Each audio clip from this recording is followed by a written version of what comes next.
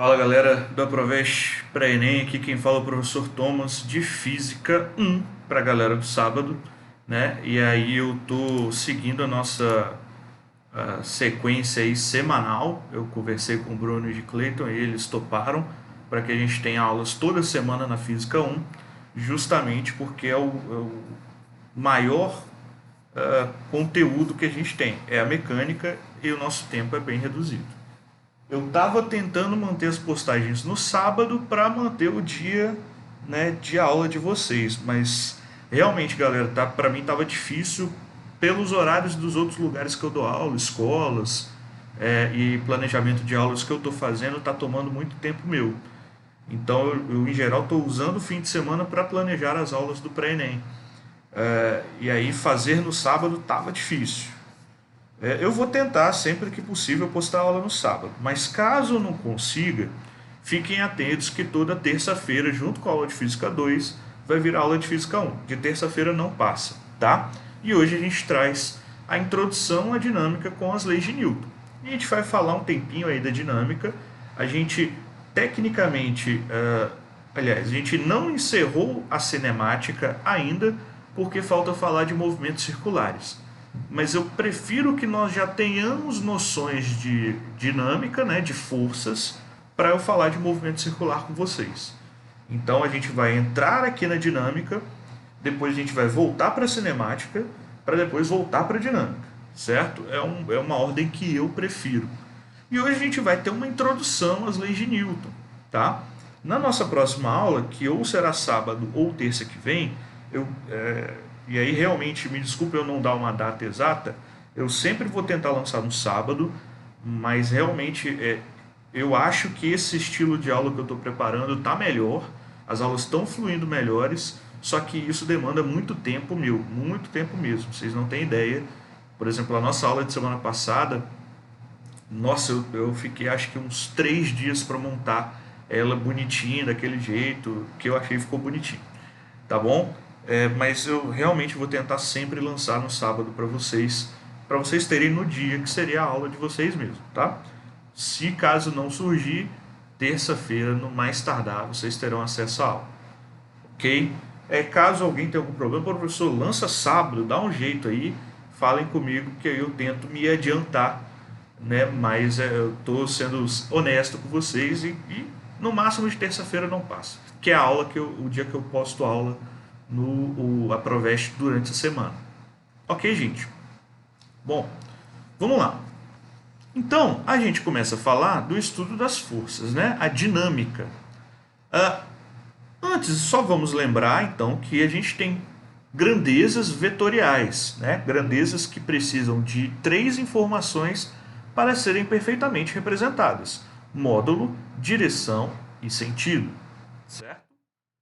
Com isso, vamos pensar o seguinte: o vetor velocidade ele representa a rapidez com que um corpo varia sua posição vetorial. Então, eu posso mostrar com que rapidez, a intensidade, qual direção que está acontecendo essa velocidade e em qual sentido ela está se movimentando.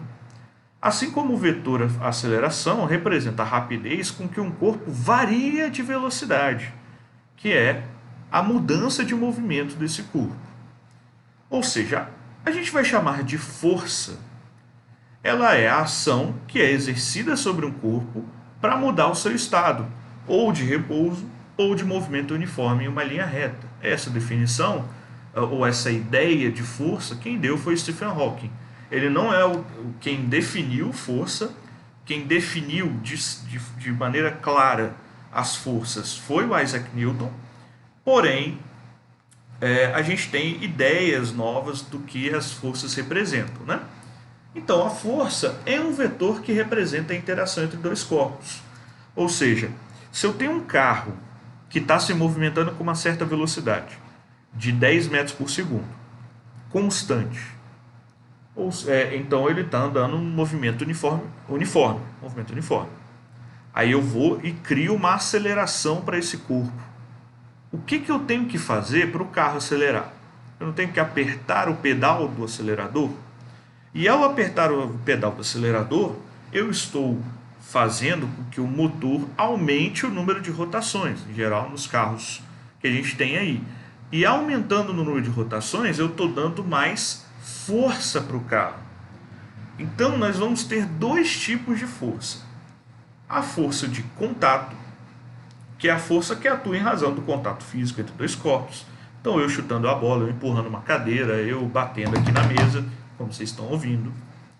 E a força de campo, que é a força que atua sem a necessidade de um meio material ligando os corpos, né? Então, sem a necessidade de contato físico. Então, por exemplo, quando eu aproximo um ímã de um prego, né, de um objeto metálico, o ímã é atraído pelo prego e o prego é atraído pelo ímã. Os dois jeitos acontecem. Se você tem um corpo metálico aqui muito grande e você segura ele, é o ímã que anda, o ímã que se movimenta. Assim como o Sol, né, ele não precisa dar um peteleco na Terra para a gente sentir a interação dele. Ele surge através do campo que tem gravitacional entre Sol e Terra. E se a gente tiver tempo suficiente esse ano, nós falamos a respeito desse processo, né, de gravitação universal. Como ele não é muito aplicado em Enem, né, em geral a gente só cita bem rapidamente a gravitação. Então existem quatro forças fundamentais da natureza: gravitacional, elétrica, magnética e a força nuclear forte e fraca, que são forças nucleares, certo? A gravitacional é uma força mecânica, a elétrica e a magnética são forças do espectro elétrico, e as nucleares são do espectro mais moderno da física aí, beleza? Então primeiro a gente fica em ordens de grandeza gravitacionais aqui. Bom, em 1643 nasceu Isaac Newton, um ano após a morte de Galileu Galilei, que morreu em 1642. E o Isaac Newton, ele, se eu não me engano, aos seus 23 ou 26 anos, ele estava trabalhando já na Universidade de Londres, e aí houve uma pandemia, olha só, de peste bubônica.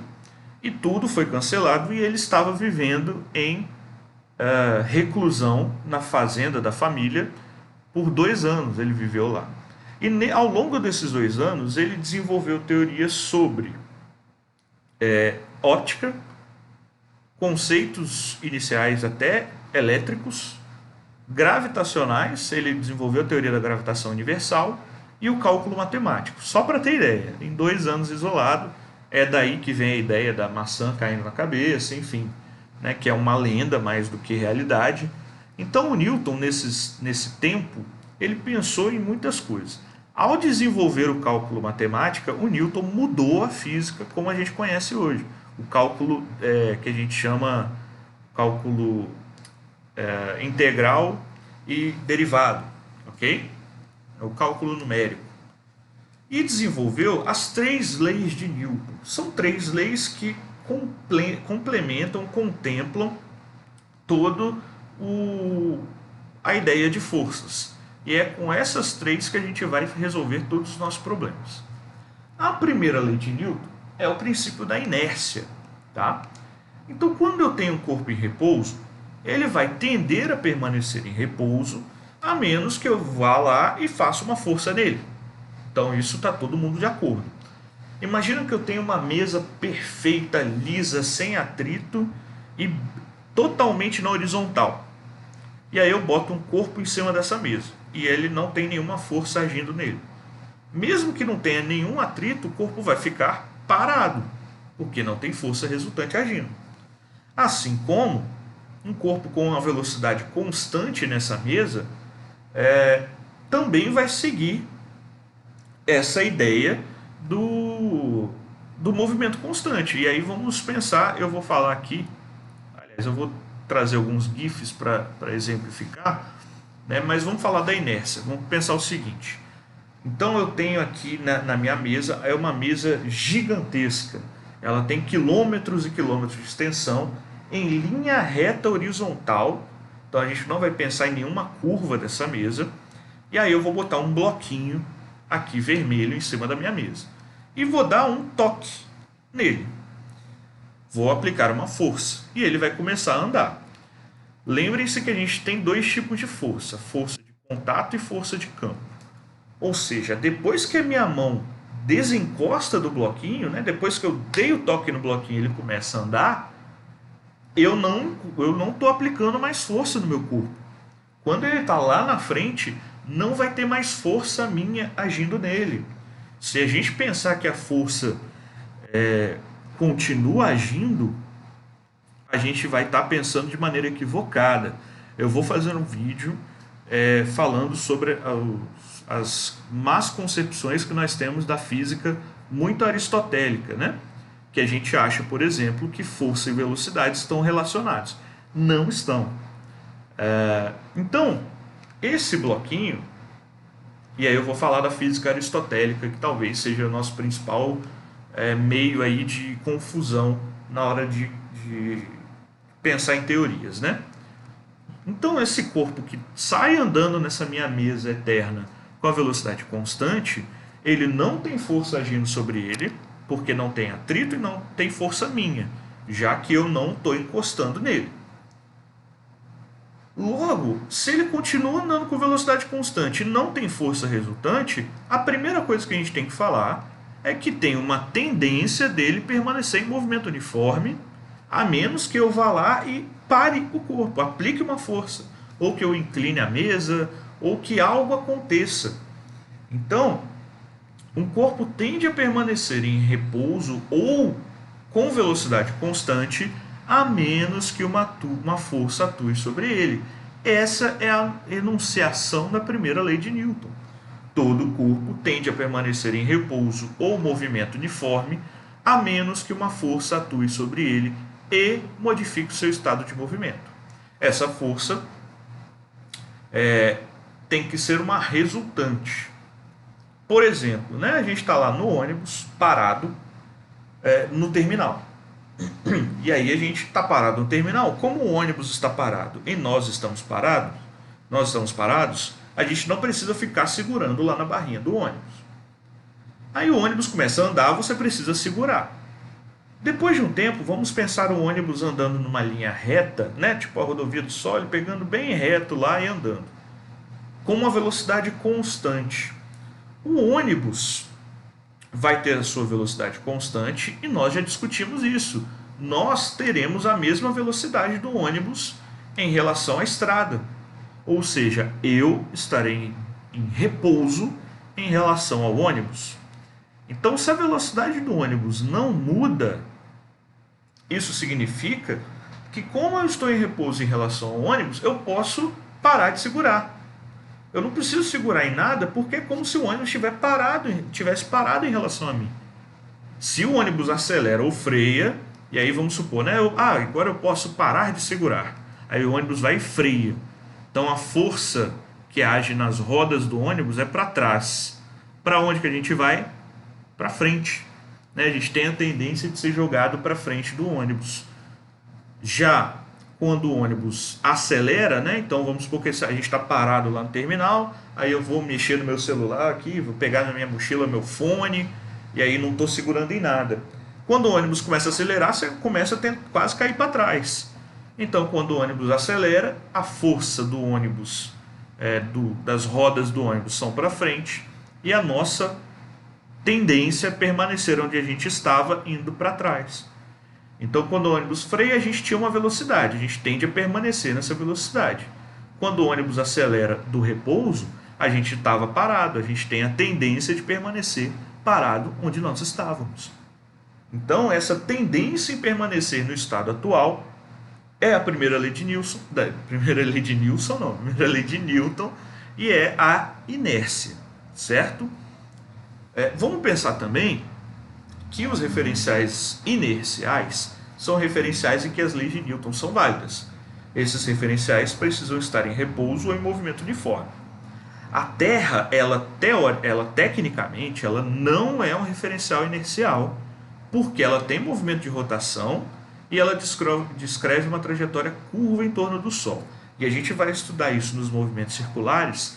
Para haver movimento circular, tem que ter aceleração. Ou seja, teoricamente, a Terra não é um referencial inercial. Porém, como eles interferem muito pouco na superfície terrestre, nós vamos sim considerar a Terra um referencial inercial, tá? A gente não vai precisar levar isso em consideração. Mas na realidade a Terra não é um referencial inercial. Então, por exemplo, eu trago alguns gifzinhos aí, né? Então ele bota essa argola, bota um preguinho em cima da argola, e aí quando ele dá um peteleco aí na argola, o prego tende a permanecer no seu estado atual, e aí ele acho que vai fazer a slow motion, ele tende a permanecer no estado atual, e o prego cai direto, ele não sofre essa força de movimentação aqui do corpo, né?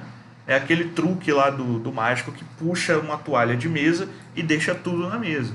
Para dar certo, ele precisa puxar com muita velocidade, né?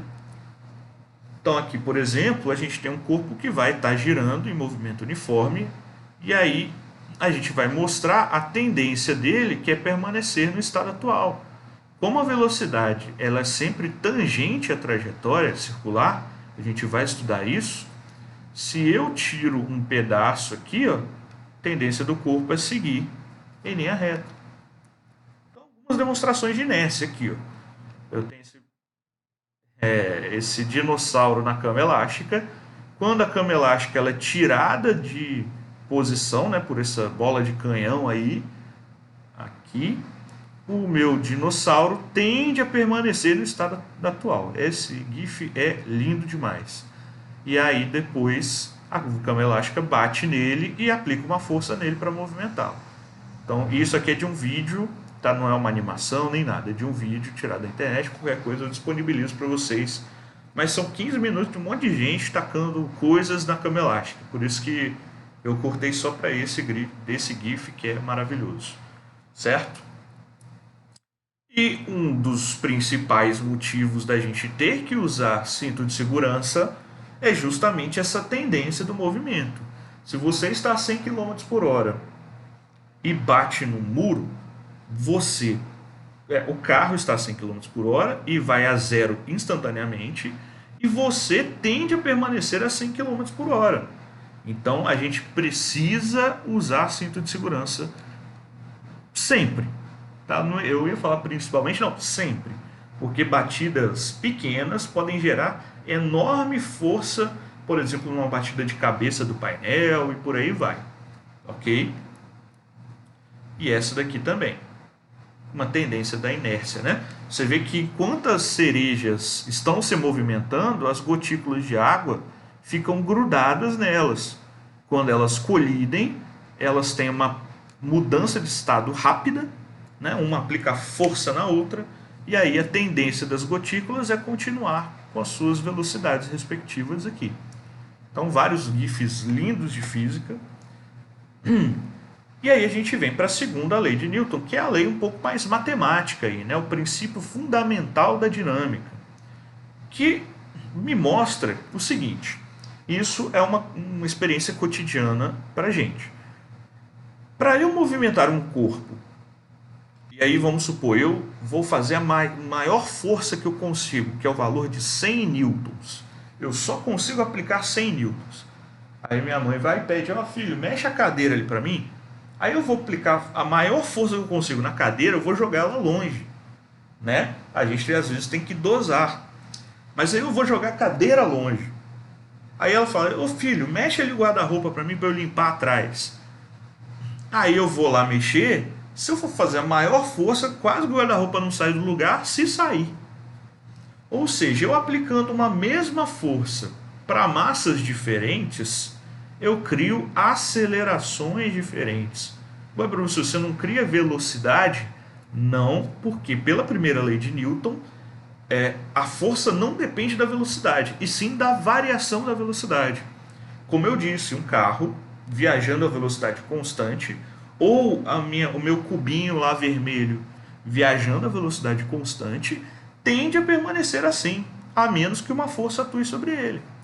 Então, a força ela está diretamente ligada à variação da velocidade. O quanto a velocidade varia o seu movimento. Então, a resultante das forças aplicadas a um ponto material é igual ao produto da sua massa vezes a aceleração adquirida. Essa é a minha segunda lei de Newton. Aqui vamos supor que a força é 100 e a massa é 5. Então 100 dividido por 5 eu vou ter a aceleração 20. Aqui a força é 100, só que a massa é 50. 100 dividido por 50 vai dar 2. Então você está vendo que conforme eu aumento a massa, eu diminuo a aceleração, grandezas físicas inversamente proporcionais se multiplicam. Grandezas físicas diretamente proporcionais se dividem. Quanto maior a massa do corpo, maior a força resultante que eu tenho que aplicar para gerar uma mesma aceleração. E aí, como força é uma grandeza vetorial, nós precisamos tratar como um vetor. Então a gente precisa lembrar das regras de soma vetorial que a gente falou na última aula, na penúltima aula, né? Então, por exemplo, se eu só tenho uma força agindo no corpo A, no exemplo A, no corpo azul, a minha força resultante é F. Logo, eu calculo a força resultante como F é igual a MA. Agora, se eu tenho uma força F1 e uma força F2, forças concorrentes na horizontal, a gente vai ter que a força resultante é F1, e eu considero F1 positivo, lembra, por causa do eixo XY, menos F2. A força resultante sempre vai ter a mesma direção e o mesmo sentido da aceleração, e vice-versa. Aqui tá, eu até escrevi, a aceleração sofrida pelo corpo tem sempre a mesma direção e o mesmo sentido da força resultante Fr. Logo aqui, a soma vetorial manda, lá nos casos que a gente estudou, pegar uma menos a outra. A mesma coisa acontece na C, só que agora na vertical, né? E de novo, se a minha resultante é F1, e dá para ver pelo tamanho do vetor, a minha aceleração está para cima. Agora eu tenho F1 para a esquerda, F2 para a esquerda e F3 para a direita. Se o F3 for maior que a soma de F1 e 2, ou seja, se ele ganhar, né, a gente vai pensar muito em cabo de guerra aqui. Quem ganha e quem perde? Eu vou ter F3 menos F1 menos F2. Logo, essa é a minha força resultante. Se eu tenho forças perpendiculares, por exemplo, eu tenho que aplicar o teorema de Pitágoras. E a minha aceleração também será na diagonal junto com a força resultante. Então, vocês estão vendo que, de certa forma, a gente está simplesmente aplicando tudo de vetores que a gente estudou. Por isso que eu ensinei vetores. E por isso que eu nem passei muito exercício. Porque aqui a gente vai treinar tudo de vetores que a gente precisa. Nesses exemplos de força, tá? A outra coisa na 2 é que a massa é a medida da inércia do corpo. Ora, quanto maior a massa, não é mais difícil modificar o seu estado atual? Logo, quanto maior a massa, maior a inércia. A unidade de força é a unidade de massa vezes a unidade de aceleração, que é quilograma vezes metro por segundo ao quadrado, e é o Newton. Só para a gente ter uma ideia de quanto que é 1 Newton. Se você pegar um corpo de 100 gramas, então um sabonete, acho que é uma pasta de dente, segurar na sua mão na horizontal, né, em relação ao chão, e não deixá-la cair, né, então você botar o sabonete em cima da sua mão e não deixar cair, essa é a força de 1 Newton. É a força para segurar 100 gramas contra a gravidade 10. Ok? Mas só para a gente quantificar o que é 1 Newton. Nós temos outras medidas de força, como KGF e como DINA, mas eu vou apresentá-las depois em exercícios, né? Eu não acho necessário falar exclusivamente de KGF e DINA aqui. E aí a gente chega na terceira lei de Newton, que é a lei ou a princípio da ação e reação. E aí você, rapazote forte, menina crossfiteira que vai aí fazer em casa os seus exercícios. E aí você vai fazer uma flexão no chão, você empurra o chão para baixo, porém você vai para cima. Ora, por que você está indo para cima? Que ideia física faz com que isso aconteça? E mais, você vai chutar ou você vai ver um vídeo lá dos russos doidão atirando. E aí o cara vai atirar e a arma vai lá para trás, né? Para dar que a gente chama de recuo. Quando um corpo aplica uma força F sobre o corpo B, então o próprio corpo B vai aplicar uma força igual e contrária, menos F, sobre o corpo A, de mesma direção e sentido oposto ao da primeira força. Ou seja, o para-ação e reação, ela vai agir simultaneamente nos dois corpos. Como assim o para-ação e reação? Para toda ação que eu crio, eu gero uma reação igual e contrária. Essa é a terceira lei de Newton. Toda ação corresponde a uma reação igual e contrária. Ou seja, a força que eu gero no muro, a força aqui que eu falei do rapaz, e aí eu botei o rapaz de patins aqui, não sei se dá para ver, justamente porque ele empurra o muro e vai lá para trás, né? Ou seja, a força que ele faz no muro é numericamente em módulo igual à força que o muro faz nele. Então, se você está de patins, empurra o muro com toda a força, você vai parar lá atrás. Com isso, surge uma dúvida. Se para toda ação surge uma reação, como é que a gente pode mover os objetos? Imagina que eu boto minha cadeira, eu faria isso em sala de aula, botaria a cadeira aí no chão e daria um chute nela, para atravessando a sala assim. E aí eu pergunto para vocês, como que eu consigo fazer a cadeira andar? Porque, de novo, a gente vai pensar em força como um cabo de guerra. Então, se eu aplico uma força F, por que o menos F que surge não anula? Né? E aí a cadeira deveria ficar parada, e tudo deveria ficar parado. Então, eu aplicar uma força na cadeira, a cadeira vai começar a andar, né, se deslocar pela sala. Quando o contato acaba, a minha força deixa de existir, assim como a força que a cadeira faz em mim. E está aí a resposta. Toda ação num corpo representa uma reação em outro corpo. Eu faço uma ação na cadeira, a cadeira faz uma reação em mim. Como a minha inércia é maior do que a da cadeira, é ela que se movimenta. Se eu faço isso no muro de casa ou na parede, eu vou aplicar uma ação na parede, só que como a inércia da parede é muito maior, é eu que vou me movimentar. Então é a reação que gera o movimento. Para toda ação, corresponde a uma reação igual e contrária. Importante, isso é sempre importante da gente lembrar. O para-ação e reação atuam em corpos diferentes. Não tem como para-ação e reação atuar em corpos iguais. Ué, professor, por quê? Vamos pensar o seguinte, se par, ação e reação pudesse atuar no mesmo corpo e não se anulasse, eu poderia pegar meu cabelo, puxar para cima e sair voando por aí. Porque eu vou aplicar uma força aqui no meu corpo e aí eu vou sair me puxando pelo cabelo e sair voando. Mas como a ação e a reação estão agindo no mesmo corpo, aí sim elas se anulam. Então eu puxo meu cabelo para cima, eu faço uma força para cima e a reação do meu cabelo é para baixo. Isso gera uma anulação das forças.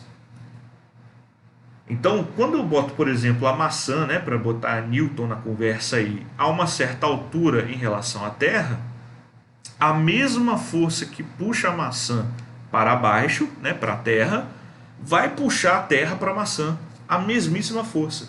Quando eu pulo, a Terra me atrai para ela e eu atraio a Terra para cima, porque toda ação corresponde a uma reação, igual e contrária. A inércia da Terra é muito maior do que a minha, apesar de eu estar engordando aí na quarentena, ainda assim a inércia da Terra ganha de mim. Então não tem como, nesse pulo, eu puxar a Terra para o meu pé. A Terra que vai me puxar, vai puxar o meu pé para ela. Se a gente pensar, o simples fato de andar, quando a gente anda, nós fazemos uma força para trás no chão. Quando você vai fazer uma força, o seu pé tá criando uma força para trás. É o chão que me joga para frente. Então a reação do chão é em mim. Uma outra ideia é a natação, né? Você faz força nadando, vamos no nado crawl, né? Ou borboleta, você faz força diretamente para trás. Eu não botei o webcam para não cortar, né? Não cobrir aqui, mas eu estou nadando aqui na frente do computador. Então quando você faz a força para trás e a água que te joga para frente. Isso num remo e por aí vai. Você tem também, aqui eu botei a imagem do foguete, né? O foguete ele gera uma movimentação de fogo e ar para baixo e isso empurra o foguete para cima. Quando você pega um balão de festa cheio e abre ele, né, a boca dele, o ar sai e empurra o balão para frente. Isso é interpretação da terceira lei. Aqui a gente tem dois exemplos resolvidos, né? Só para a gente entender como fazer essas questões mais simples, eu não vou fazer uma lista de exercício dessa parte, porque isso sozinho acho que não se sustenta. Na próxima aula nossa, eu vou falar das outras forças da mecânica. Força-peso, força normal, força de tração. Eu vou falar pelo menos de força-peso, normal, tração e elevadores e roldanas. E não vou falar, aí eu deixo para falar de força de atrito sozinha, né? Então a gente vai fazer exemplos sem atrito, depois a gente fala de força de atrito e plano inclinado. E aí eu acho que a gente fica próximo de encerrar essa parte da mecânica, da dinâmica aí. E aí a gente vai para movimentos circulares. Então, por exemplo, aqui, um carro leva 30 segundos para acelerar de 0 a 108 km por hora. Supondo que a sua massa seja igual a 1000 kg, o módulo da sua força resultante que atua nesse intervalo. Então aqui é uma questãozinha clássica para aplicar. Eu tenho que a variação do tempo é 30 segundos, ele parte do repouso, ele chega até 108 km por hora, que dividindo por 3,6 eu sei que é 30 metros por segundo, e tem uma massa de 1000 kg. Então a aceleração do corpo vai ser variação da velocidade, né? Como aqui eu estou falando que é uma força, né? Força resultante, essa força vai ser constante que atua, a aceleração também vai ser constante. Então 30 menos 0 sobre 30 dá 1 metro por segundo ao quadrado. Quando eu substituo na segunda lei de Newton, a única força que atua é F, né? O módulo da sua força resultante. É essa força F. Força F é igual a massa, 1000 kg, vezes aceleração 1, e isso dá 1000 newtons. Na questão 2, a gente tem o seguinte, a figura abaixo representa um conjunto sobre o qual é exercida uma força igual a 10 newtons. Desprezando os atritos, assinale as corretas. Os dados, a massa de A é 2 kg e a massa de B é 3 kg. Então, na primeira aqui, ele fala a aceleração dos corpos vale 2 metros por segundo ao quadrado. Eu aplico a minha força F no corpo A.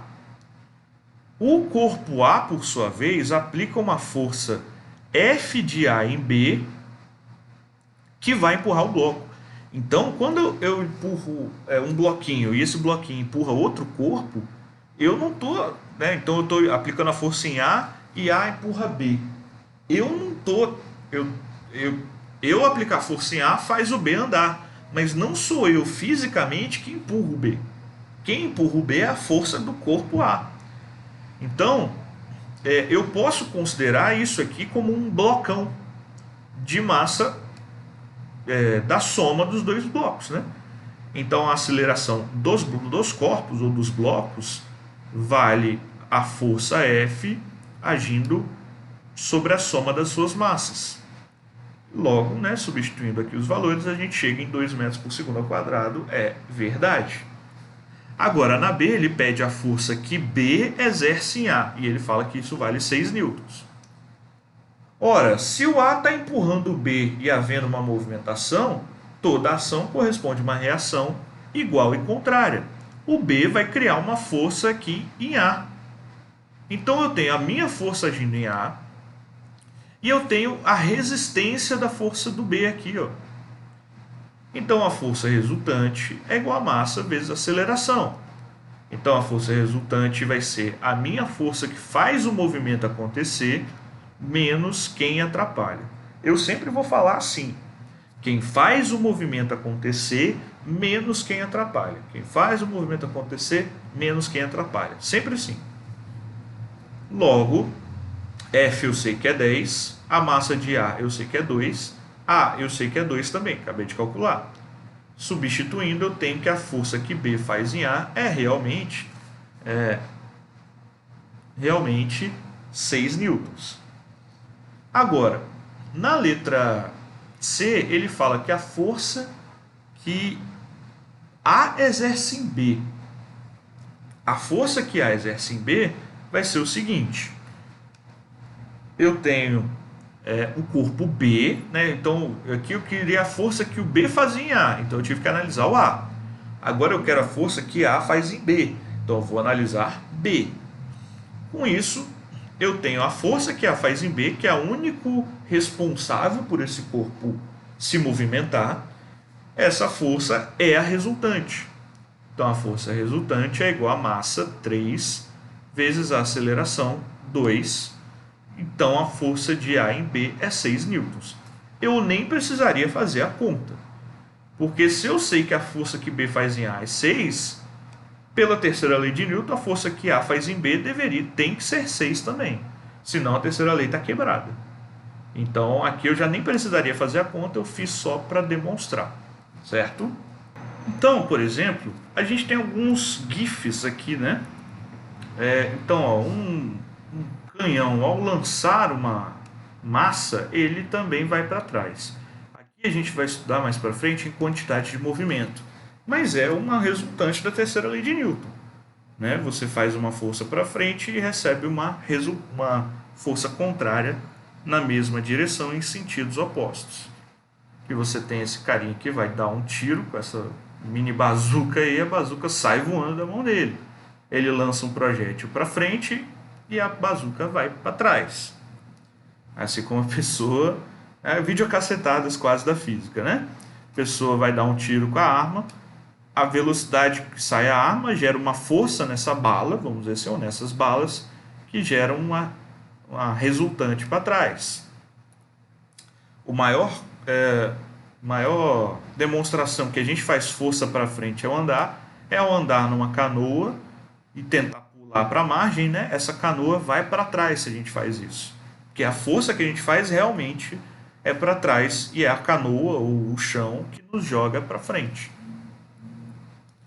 Aqui, por exemplo, a gente tem uma bela demonstração da primeira lei, né? Também. Então, olha só, olha onde a bolinha de massa pequena vai parar, né? Vai lá em cima. Porque a massa da bola de basquete, ela bate no chão, recebe o impacto, faz uma força no chão, o chão retorna a força nela, ela faz uma força nessa bola azul, a bola azul retorna uma força nela, e essa bola azul faz uma força na bolinha branca, ou seja, é um acúmulo de forças aí que culmina no corpo de menor massa, ganhando uma maior aceleração aqui. Beleza? A gente tem também o cachorrinho aí, né? E ao correr nesse gira-gira, ele faz força para trás, e aí tem momentos aqui, se a gente conseguir perceber, acho que bem aqui também, parece que ele para, por mais que ele continue correndo, porque ele equilibra as velocidades, né, dele e do gira-gira. GIFs maravilhosos, né? E a gente tem esse, que é um caso clássico. O Zé Aldo, na hora que ele vai tomar, eu vou aqui deixar parado, na hora que ele vai tomar, a gente vai conseguir ver a manifestação desse golpe no rosto dele, se propagando. Mas se a gente conseguir prestar bem atenção no braço do McGregor, a gente vai ver também uma onda se disseminando pelo braço dele. Se não ficar muito bom, eu vou diminuir a imagem para aumentar a qualidade, tá? Então, olha só, a gente vê se propagando pelo rosto do Zé Aldo a força, e a gente vê a reação aqui, ó, no braço do McGregor. Então, toda ação corresponde a uma reação que é igual e contrária. A mesma ação que você dá no soco, você recebe de volta. Então, por isso que quando você dá um soco ou bate forte em algum lugar, você dói, né? Porque essa ação que você fez gerou uma reação contrária. E aí sim, nós encerramos nossa aula de hoje. Então, acho que foi bom para a gente falar bem conceitualmente do que é a lei de Newton. Estou com saudade aqui, só mostrar, né? Do que são as leis de Newton. A gente vai continuar falando das leis de Newton por pelo menos 2 aulas, eu acho, né? Se a gente for falar bem rápido, mas por pelo menos 2 aulas a gente vai falar de leis de Newton aí, justamente para a gente cobrir tudo de leis de Newton. E aí eu faço uma lista de exercícios na semana que vem, que eu vou falar das outras forças da mecânica, né, das outras forças, e também falarei, né, de polias. Vai ser uma aula um pouco mais longa, mas eu acho melhor porque mecânica, física 1 a gente tem muita coisa para falar. Pretendo postar no sábado para vocês, se não for possível, será na terça-feira sem falta, certo? A aula vai. É só preciso me organizar no tempo, que são muitas aulas para planejar. No mais, gente, é isso. Espero que tenham gostado da aula. Eu estou tentando reduzir um pouco o tempo, justamente para a gente conseguir falar, por mais que seja menos, mas falar com qualidade e vocês conseguirem compreender. Então, é isso. A gente se vê na próxima aula. Valeu, falou, beijão a todos. Tchau.